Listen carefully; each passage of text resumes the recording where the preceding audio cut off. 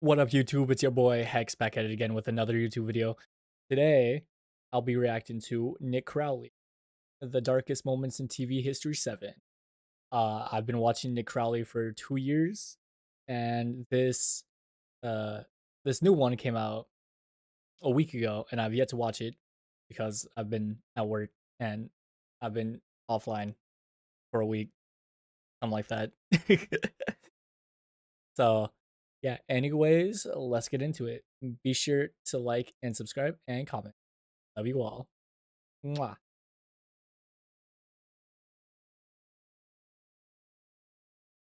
Okay, here we go. Hopefully. Okay, so breaking the fourth wall here. I watched the first 15 seconds of this video, but then realized the desktop audio was fucked on OBS. So, surely it's not fucked anymore. Okay, I'll be watching it. Okay, we're good. Old cars, bedsteads, weaved hidden depths. It's the perfect place for an accident. On the 29th of June 2025, a group of teenagers ventured into the Miriam River in Bacabal, Brazil, for a quick morning swim. But after several minutes in the water, the group started to realize that one of its members, 13-year-old Raisa, was no longer beside them. Oh no. And after calling out her name and searching the surrounding area, the realization set in. Raisa had disappeared. It was now likely somewhere in that murky water around them. The news sent shockwaves throughout the community, and straight away locals filled the area to help find this girl. But their attempts were all futile, and with each passing moment it grew more and more likely that Raisa had tragically drowned, with the search efforts shifting to recovery efforts the next morning. The tragedy led to various news stations arriving on the scene to help document the search, and for one reporter, Lenildo Frazao, he couldn't help but view Raisa's story as a cautionary tale. The Miriam River is particularly At just 13 as well, like that is so tragic. Well, I don't know, like if she, I don't know exactly what happened here. He'll probably say, but like just thinking of that, a 13-year-old drowning in a murky river, that's so fucked. Like, unassuming from the surface, which is exactly what made it so dangerous, since it carried with it an unexpectedly strong current and a bottom that was littered with sudden drop-offs, as even in shallow sections, one step could plunge you into deep water without warning. As a result, tragedies like this had sadly happened here before, and for Lenildo, this was the perfect time to highlight the river's dangers, in the hope of preventing one from ever happening again. And he had a unique idea to help achieve this. I was supposed to say, yeah, if that's happened before, you would think there has to be like signs and stuff to be, like stay away from the river. But even then, I know people aren't gonna listen to it, so like it doesn't matter. Rather than just explaining how dangerous the river was, Lenildo wanted to demonstrate it. Oh And so he no, began to take off his shoes and his pants I before entering the no. water, with his microphone in his hand. Foi justamente aqui, pessoal. Nós vamos entrar agora na água aqui para mostrar para vocês o local. Olha, a gente já vê que aqui a água é muito forte, ó. E vai descendo, ó. Vixe Maria, vai descendo aqui, viu? Ó. The Why? camera rolled as he waded into the river, at first going just to the depths of his knees, before the riverbed began to drop beneath him, sending the water all the way up to his chest. Então, pessoal, e aí tem a correnteza. Aqui já, olha, ó, passinho para frente, a água já tá praticamente. And all while this happened, he Why? spoke to the viewers at home about how unsafe this area could be, especially for unattended children who weren't strong swimmers. But even with most of his body now submerged, he wanted to take it even further in order to prove Why? his point. And so he continued wading towards the center of the river, right in the direction of the noticeably fast-moving current, until suddenly... Olha, andei pouquinho aqui, ó. A água já tá acima do meu peito, para você ver a situação. Se eu andar pouquinho aqui, deixa eu ver aqui. Ó, vou andar mais. Ó a fundura aqui, ó. Ui. Oh.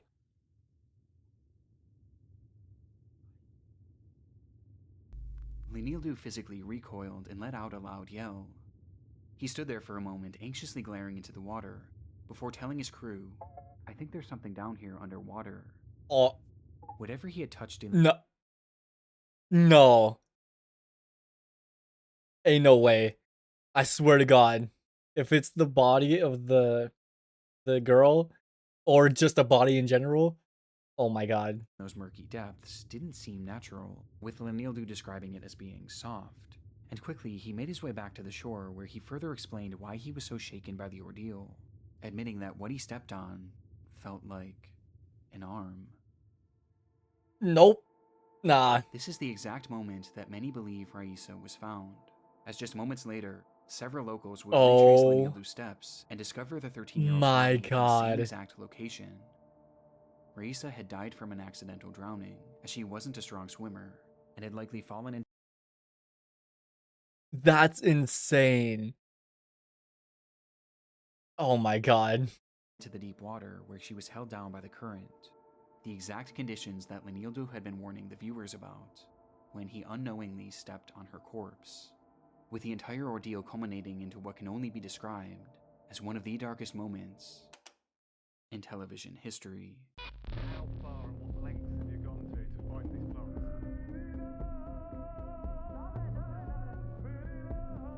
All the search efforts and everything that they had to try to find her, and then the new, I thought the news anchor was gonna get like swept away, but him just trying to demonstrate how like bad it was and ended up finding her body, like okay. Seems alright, but I'm not a doctor. Seems alright.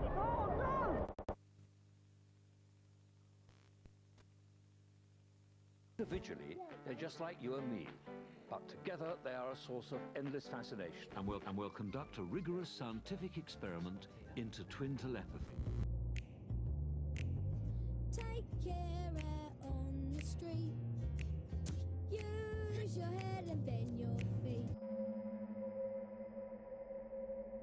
Oh no. It was a peculiar sight. Oh, I think I've As seen this traffic flowed before. through one of the UK's busiest roadways, the M6, CCTV cameras captured two women walking down the narrow median. I don't think I know the story of it, but I've seen like it wasn't this image, it was the one where they're on the highway. Yeah, this one. Oh, not that one.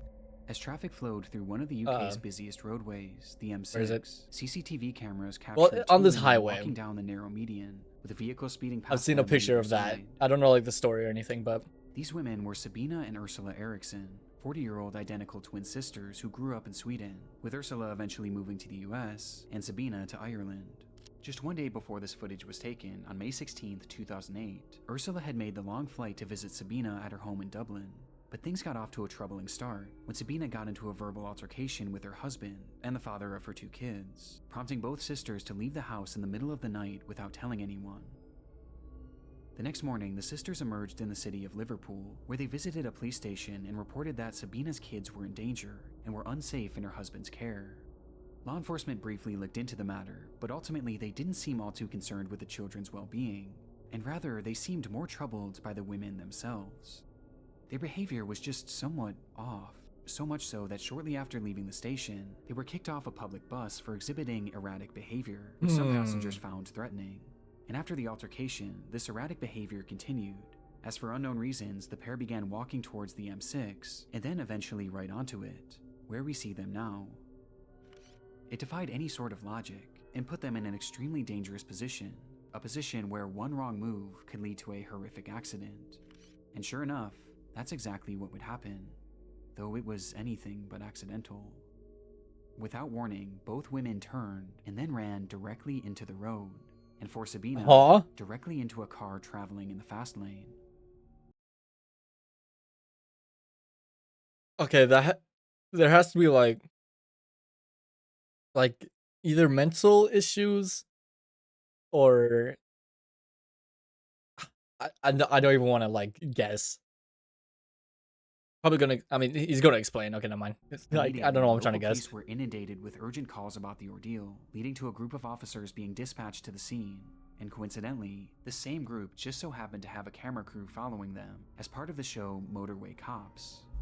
The show follows traffic officers as they handle their many daily encounters, ranging from mundane traffic infractions all the way to devastating tragedies. and this segment seemed destined for the latter. Lane 3 is obviously the fastest lane in the motorway. Anyone being hit, you're expecting serious injury, if not life-threatening. Despite the officers fearing the worst, however, when they arrived on the scene, they were met with a surprising sight. Standing there before them was Ursula and Sabina, who, despite being struck by a car at high speeds, appeared completely unharmed. Aw. In fact, both sisters were entirely calm, as they were They got, huh? They got hit by a speeding car, and they're fine. They were shown casually speaking amongst themselves as if nothing ever happened. It was What? a miracle, and as the officers began trying to piece together the cause of this whole ordeal, everyone at the scene began to breathe a collective sigh of relief. Okay, No way yeah. that any of Okay, no, I've seen this before. I've seen this clip. them could have known that their roles had just been cast in one of the most disturbing television scenes I still don't know the story of it, but I've like seen this before, of all or time. the clip. I still don't know the story. What we've got is they were in the central res. They were trying to cross the Bravo. So as we approached, they hadn't seen us, Mother. The red ones got knocked down by the red car over there. I've got an ambulance en route for her. She seems all right, but I'm not a doctor. She has been knocked down. Is by she a the one car. that speaks English or the other one? Yes. The other one, she's done. Without a single word being spoken, Ursula dashed into the middle of oncoming What? traffic and directly into the path of a massive truck traveling at over 60 miles per hour. It happened in a literal instant. There was hardly any chance to react, and before anyone could even begin to process what they had just witnessed, Sabina would also run into the road, not after her sister, but rather straight into the path of an oncoming Volkswagen. The other one, she's done a run. Oh no! Mike Alpha, Mike Alpha. Oh my. This is to the scene. We've got two possible fatals. Jesus Within Christ. just seconds, this completely calm scene had turned to utter chaos, and both women were now lying on the pavement. Miraculously, they both were still alive. Sabina was stable How? but knocked unconscious, while Ursula What? was in rough shape. Okay. Her legs had been pulverized by the truck, Oh my. with paramedics describing them as looking as if they had exploded. And while she lay there on the pavement, she was wide awake and experiencing Oh everything. my Within god. seconds of receiving medical attention, Ursula began to cry out. But strangely, it wasn't in pain. Rather, she was yelling at the paramedics, cursing, and even attacking them for trying to help her. Yeah, it seems like they're suicidal, and they don't want the help. That's so sad though. Calm down. Calm down. Obviously, I'm not like a therapist. I'm not gonna like diagnose someone, but Mine's very aggressive, spitting at me. Shouting things like, "I recognize you. I know you're not real." Come on, you've hit your head. Calm down. We are the police. We are the police. It was clear that she was suffering from some sort of delusion, but while officers had their hands full trying to subdue her, things were about to get even more hectic as Sabina started to regain consciousness. Whoa, whoa, whoa, whoa, whoa, whoa, whoa, whoa, whoa, whoa. She had been brutally struck by a car, as evidenced by the damage to the vehicle itself, but like her, Aw. And does she have any broken bones? That like, and how? Oh my, I have no words. Like what?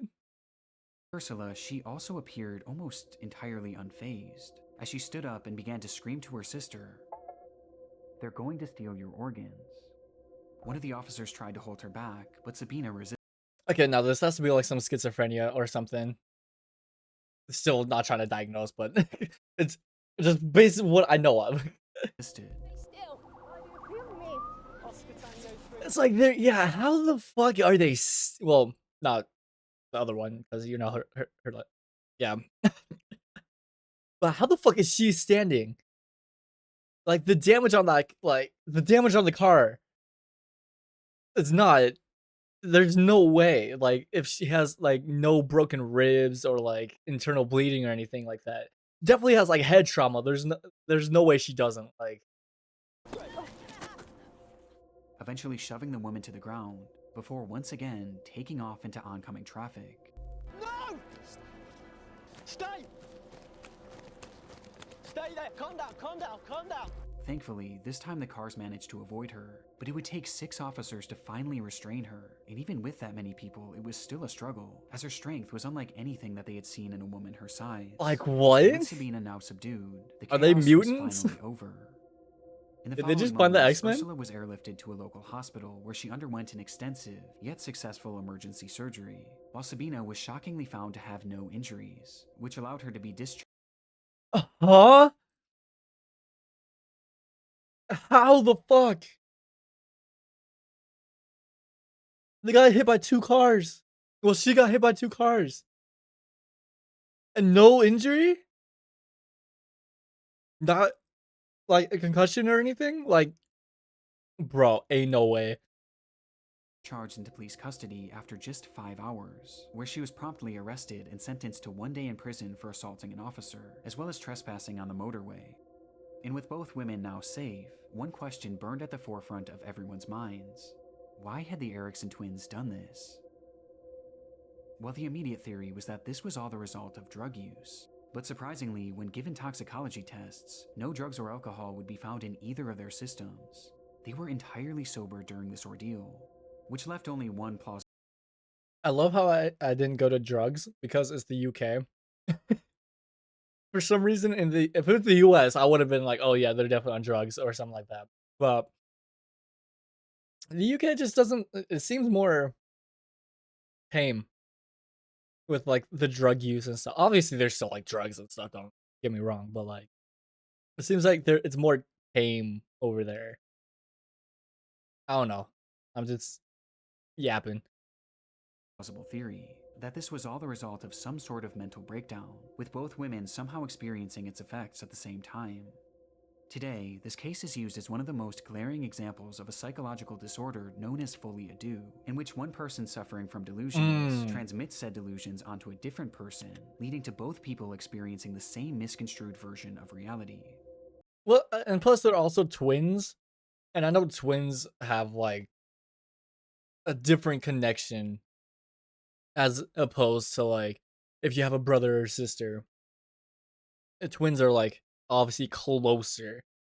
They have like I'm not gonna say fucking spiritual connection, but like there's like something in their brains that like they just have a connection.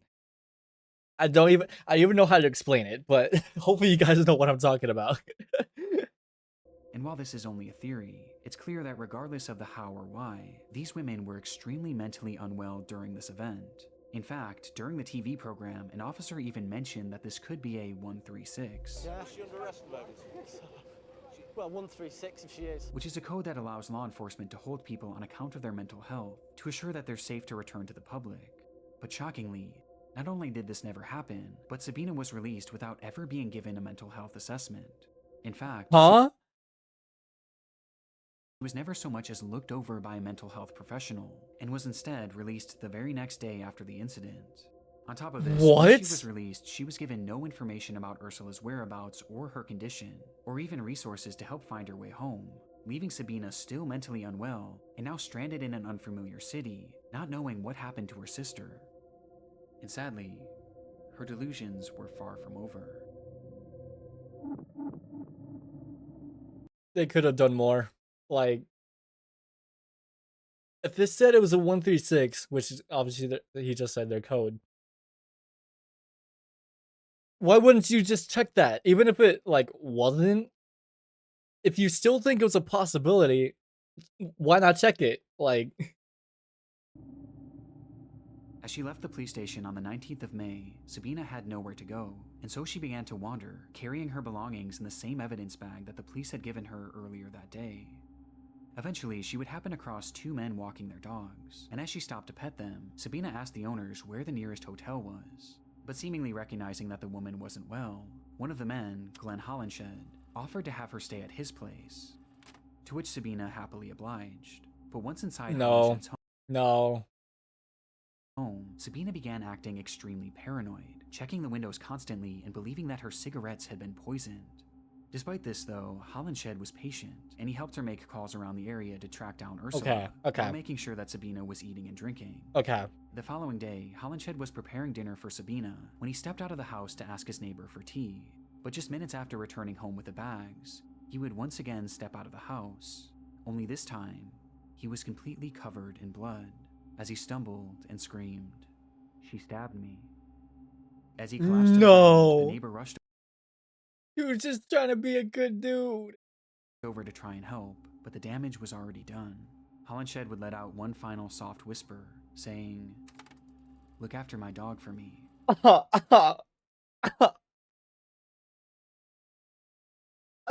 Oh no. Oh, that's so sad. What the fuck? Before breathing his final breath. For unknown reasons, in that house, Sabina had stabbed Glenn Hollenshed, and by the time law enforcement arrived, she was long gone, having fled the house with a hammer in her hand, which she used to strike her head repeatedly as she mumbled incoherently and walked down the sidewalk. Eventually, a man passing by tried to intervene, but Sabina immediately attacked, brandishing a roof tile that she had hidden in her pocket and using it to strike him on the head, nearly knocking him unconscious. It would take several minutes for police to finally catch up with her, but just like the day prior, she took off, leading to a chase that ended with Sabina being surrounded on a 40-foot tall bridge that passed over a highway, and recognizing that there was nowhere left for her to go, Yep. she jumped. What the fuck? Somehow, Sabina would cheat death once again. What?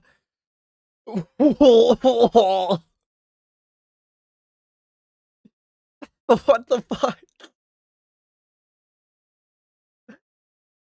Ain't no way. She's superhuman. And despite suffering 2 broken ankles and a skull fracture, she was alive. And after a lengthy That is recovery, insane. she was put on trial for the murder of Glenn Hollenshed, Yeah, where she would never give a single comment as to why she did what she did, leaving her motive a total mystery to this day. Like, though it seems clear that it was at least partially a result of her delusions, with the defense pointing to Folie à Deux as a potential explanation.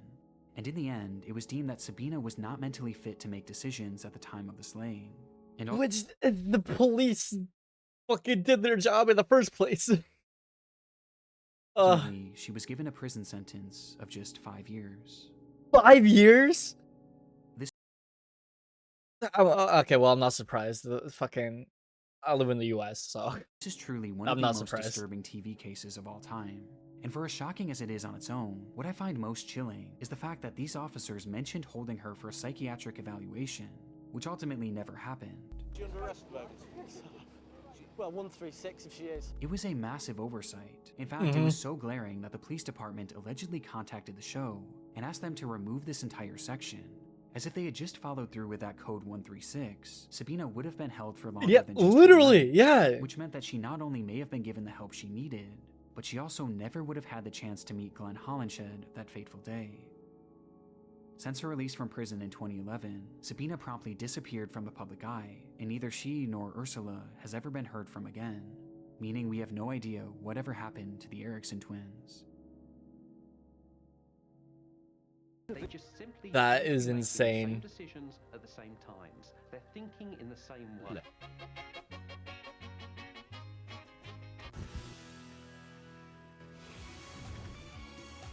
Super talent.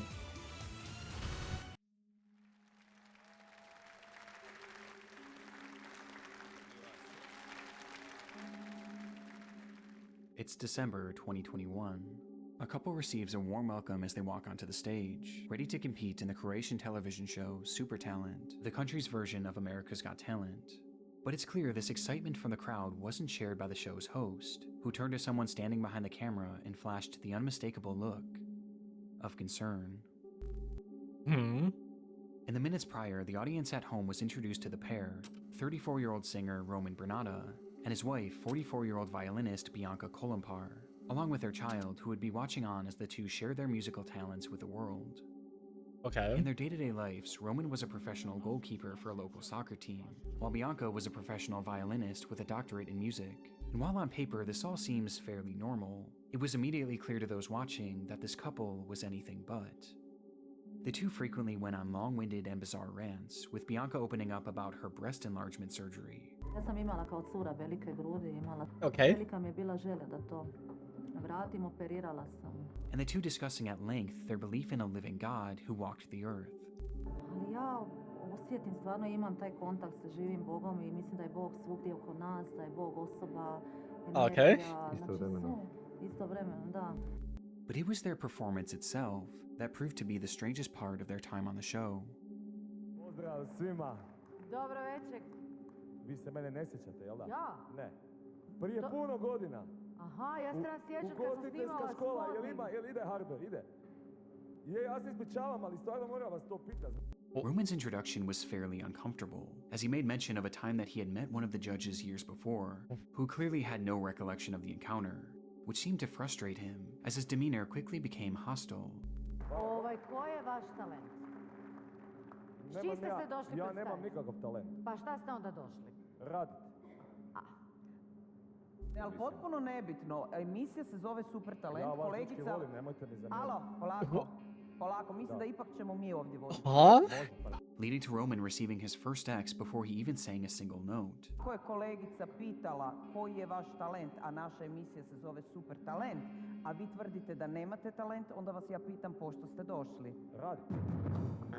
Okej, hvala, može.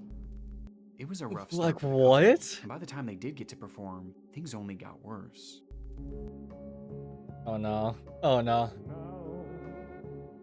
The end is near, and so I face the final curtain.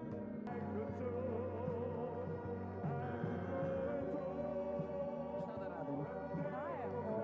Ludilo.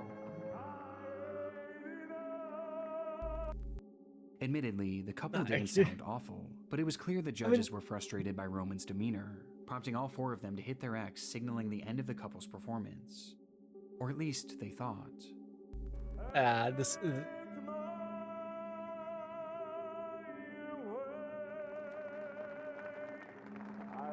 I'm like, kind of hit that shit, but...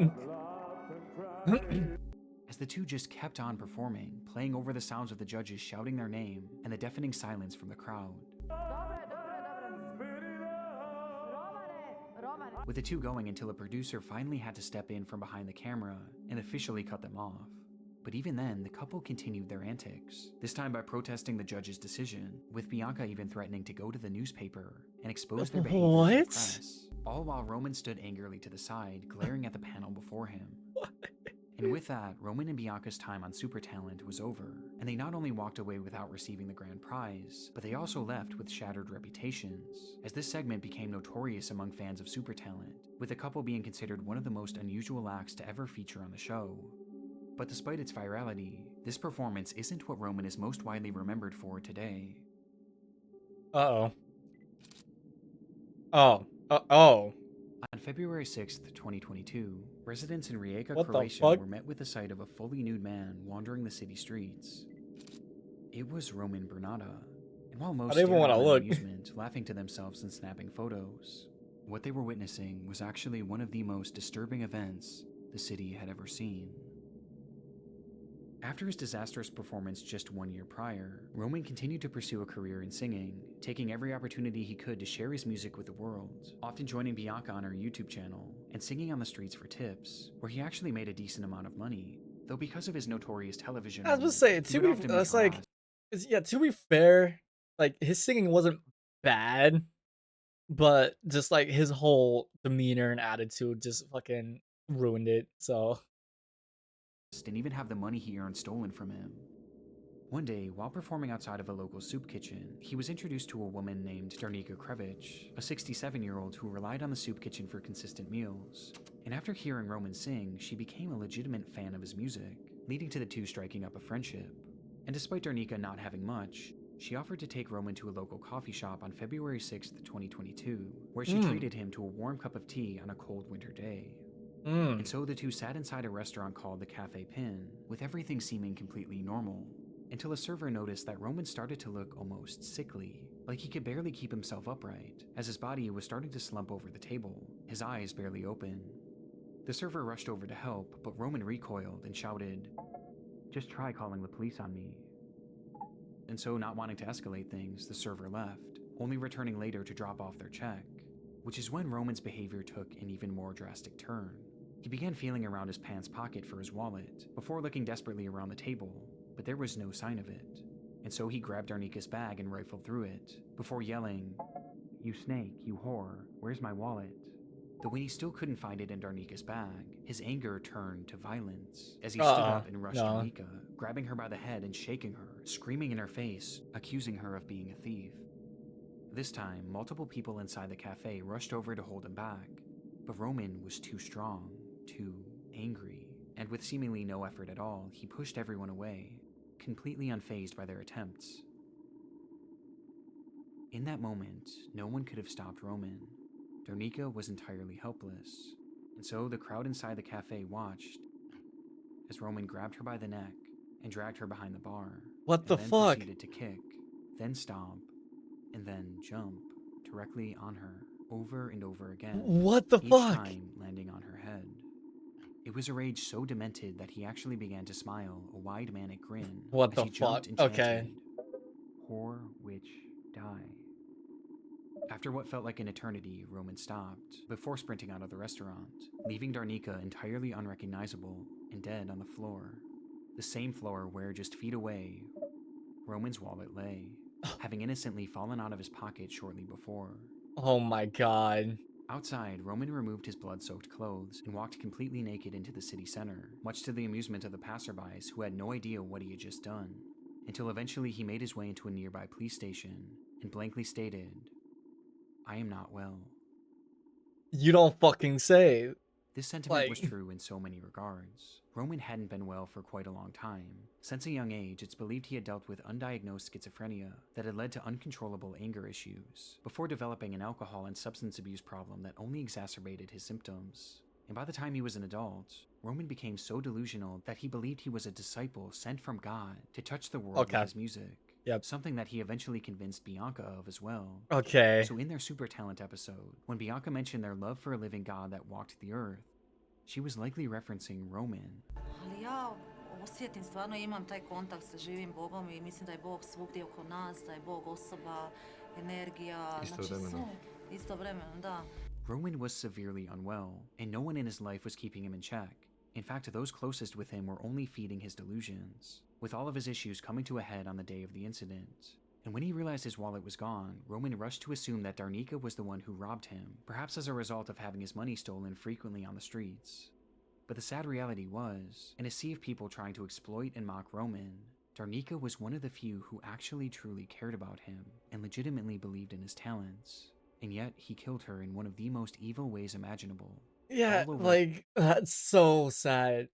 And, like, the fucking people in the cafe, like Nick said, just standing there watching him do that, like, they didn't even try. I mean, he said try to stop him, but, like, you gotta do more than just, you gotta do more. Like, that's so messed up. A simple misunderstanding that was entirely his fault. In the end, Roman Bernardo was deemed unfit to stand trial and was never sentenced to serve any jail time, instead being given a 40-year sentence in a mental health facility. Okay, I was about to where say. He's since been described as a model patient, with his good behavior awarding him the opportunity to leave the facility for days at a time for therapeutic purposes. Oh my god. Nature is king here. Man can only watch and be humble. There's nothing out there, it's your imagination.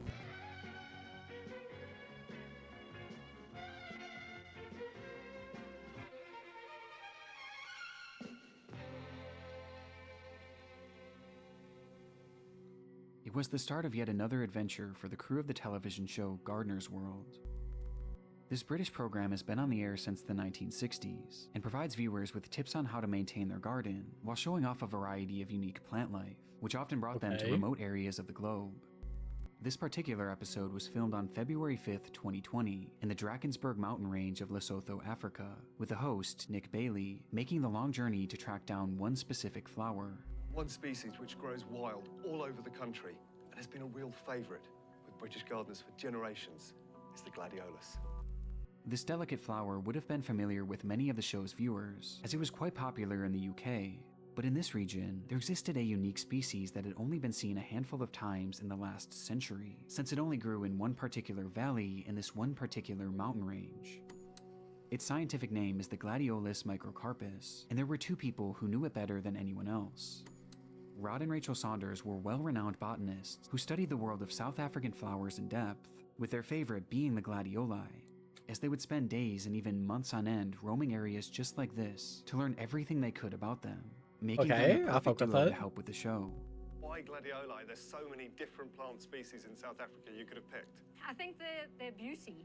Some of them are so exquisitely beautiful, you actually just want to sit down and cry when you see them. But even with their vast knowledge of this region, there was always an element of danger when traversing it. Its climate is often volatile, and conditions are known to turn on a dime, making safely navigating this area extremely difficult to downright impossible. This was apparent even on the day of filming, as a dense fog had rolled in, and given the steep and rocky landscape, one wrong step could spell disaster. This didn't stop the crew from carrying onward though, as Rod and Rachel were relentless in their pursuit. They would do anything to find these flowers, and sure enough, the segment ended as they did exactly that. We've come about 4 times looking for this plant, and this is the best I've ever seen it. It is looking absolutely gorgeous. With that, Rod and Rachel's time on Gardener's World was over, but their journey through this area certainly wasn't. As the cameras cut, the crew made their way back to their makeshift base camp miles away, where they said their goodbyes, with Nick Bailey capturing a photo with a beloved couple and sharing it onto Twitter before parting ways, leaving the couple behind. As rather than returning to their home in Cape Town, this was actually just the start of what would be a multi-month expedition into this region, with the Ngoi Forest Reserve being their final destination. Along with being botanists, the couple were also avid seed collectors, and had started a business which shipped the seeds they had found to other plant lovers around the world. And while here, they made it their mission to find some of these ultra-rare gladioli seeds. And sure enough, on February 8th, 2020, Rod and Rachel sent a text to one of their employees. It just seems like a wholesome couple. Which contained a photo of the exact flower they were looking for. But despite this text seeming like a sign of more good things to come, the reality was far more bleak. As this text would ultimately be the last the couple would ever send. Oh no. Out of nowhere, communication with Rod and Rachel had stopped entirely, and for days no one heard anything from the duo, prompting that same employee they had sent the image to report them as missing on the 10th of February. It was a devastating turn of events, but one that was always a possibility. Poor weather, a wrong turn, an injury, anything could have derailed their expedition, as again, this area was notoriously dangerous, with it seeming all but certain that they had fallen victim to the unpredictable. I respect that. I would never do that. So, like, I gotta respect it. I feel I feel so bad though. Fury of Mother Nature, though this belief would quickly shift thanks to the discovery of the couple's car. It was found by authorities abandoned by the edge of the Hekisada River and had been emptied of virtually everything inside. However, there was something left behind. As in the trunk, authorities would find a massive pool of blood that belonged to Rachel. Oh no. Just days after filming, Rod and Rachel were making their way towards the Ngoi Forest Reserve, growing more and more excited by the discoveries they were making, oblivious to the fact that in the woods around them, they were being watched, hunted even. No. And not by an animal, what the rather fuck? by a man. His name was Saifandine Aslam Delvicio, a local of the area that the couple was traversing, and on February 9th, he allegedly sent a text to his wife, Bibi Patel, telling her that he had found a good target, and that he was now in pursuit, with said target being Rod and Rachel. Later that night, the couple made their camp and began to drift off in their tent, while Delvicio allegedly watched on, and once he was certain that they had fallen asleep, he made his move, approaching the tent, then tearing it open, and then standing above the couple. In the following moments, Rod and Rachel would be brutally bludgeoned to death before they could even react, as they lay helplessly still inside their sleeping bags. Text messages indicate that Delvicio then enlisted the help of his wife Bibi, as well as his friend Musa Jackson, to help discard the bodies, using the couple's own car to transport them to the one place they were certain they would never be found: the Hekisada River, as there was something about this stretch of water that they believed would make these bodies impossible to find. Crocodiles. and so they pulled up to the banks of the river as the crocodiles quietly watched on from a distance and dumped the bodies of Rod and Rachel into the water, where they were immediately devoured. They thought it was the perfect plan. However, it thankfully failed to work as well as they had hoped, as in the following weeks, fishermen would happen upon both of the corpses, or at least what remained of them, as they were in such bad shape that it would take nearly 2 full months for them to be identified. As for why this attack happened, we still don't fully know, as the trial is still ongoing, with Delvicio proclaiming his innocence, which is why everything is alleged at the moment, but the evidence is damning. Messages on Delvicio's phone paint a clear picture that he was responsible for this, with his motive appearing to be religious differences between him and the Saunders, as well as money, as after the slayings, large sums of money were withdrawn from the couple's bank accounts, along with lavish purchases being made on their credit cards, with one of the receipts from the shopping spree being found inside of Bibi's purse. The evidence is almost impossible to deny, but while we wait for justice to be served, it's important to refocus on those who won't be here to see it happen. Yeah, that's so Rod and Rachel sad. truly did nothing wrong. They were two incredibly wholesome people. Yeah. They were just trying to find and connect with the flower that they loved so dearly. And while their interview days before their death is an undeniably dark television moment, it also serves as an incredible tribute, as one of the last things they ever did in their lives was share their love and passion for gladioli with the world, the flower that they ultimately gave their lives to find. Quite a trek to get here, and what an incredible treat to see such a special plant in such a niche environment. Thank you. Pleasure. It's a pleasure. It's nice to be here. Oh my. That's so sad. They were literally just a very wholesome couple.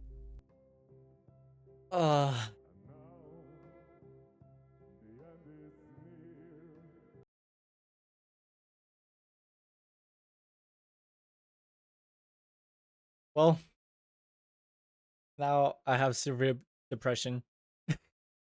That last one was so sad, actually. Like, well, if you want to see more of Nick Crowley or just like horror stuff in general, let me know in the comments. Be sure to like and subscribe, and I will see you guys next time. Bye bye.